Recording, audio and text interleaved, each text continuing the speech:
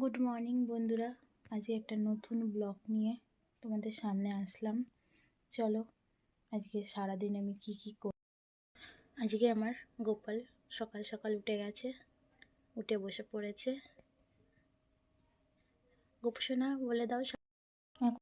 Good morning বন্ধুরা, আজকে একটা নতুন ব্লগ নিয়ে তোমাদের সামনে আসলাম। চলো আজকে সারাদিন আমি কি করি। আজকে আমার গোপাল সকাল সকাল উঠে গেছে, উঠে বসে পড়েছে। গোপসোনা বলে দাও।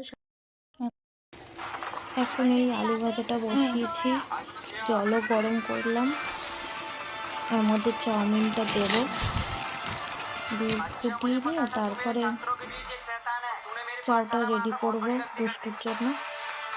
দুষ্টু সকালে টিফিন খাবে। বললাম না যে নিয়মটা খাইয়ে